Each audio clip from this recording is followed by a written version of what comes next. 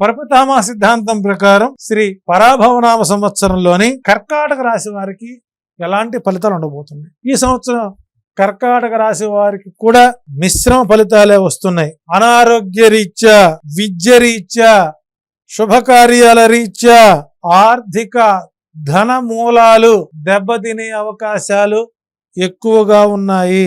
మనశ్చాంచల్యంతో ఇల్లు విడిచి బయటకు వెళ్లే సంఘటనలు ఎక్కువగా జరుగుతాయి.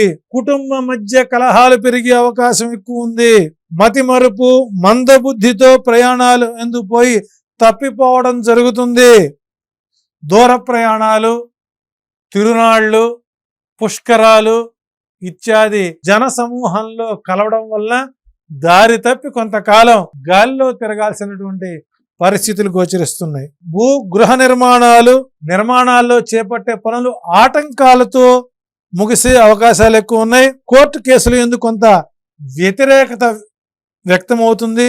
హంగు ఆర్భాటాలకు ధనాన్ని వెచ్చించవద్దు. ఈ కర్కాటక రాశి వారు, అందులో ఈ సంవత్సరం చంద్రుడు అనేక రకాలైనటువంటి పదవులు పొందినటువంటి మీ రాశి చంద్రుడు మీకేం ఉపయోగపడ్డ కానీ సాధ్యమైనంత వరకు అవసరమా కాదా, ఎంతవరకు అవసరం, ఎంతవరకు అవసరం కాదు, మాట, నీరు, భూమి, ఆలోచన, బుద్ధి అన్నీ కూడా నియంత్రించుకోవటం వల్ల కర్కాటక రాశి వారికి మిశ్రమ ఫలితాలు గోచరిస్తాయి.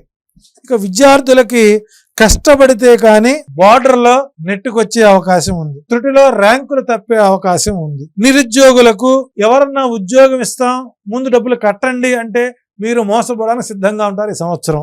కాబట్టి డబ్బులు పెట్టి నిరుద్యోగాలు, బ్యాక్ గేట్ నుంచి ఉద్యోగాలు మీ జేబులకు లూటీ అయ్యే అవకాశం ఉంది. అట్లాగే ఉద్యోగులకు వ్యతిరేక కాలంగా ఉంటుంది. పై అధికారుల వల్ల మాటలు పడక తప్పదు. ప్రమోషన్లు రావు.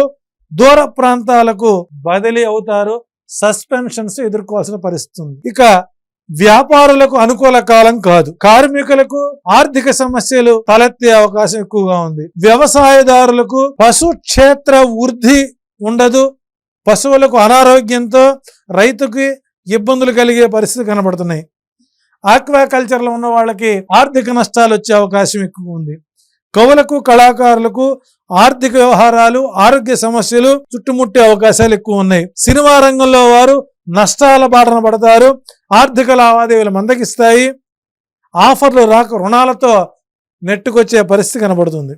రాజకీయ నాయకులు ఆర్థికంగా నష్టపోయి సంఘంలో గౌరవాన్ని పోగొట్టుకునే పరిస్థితి ఉంది.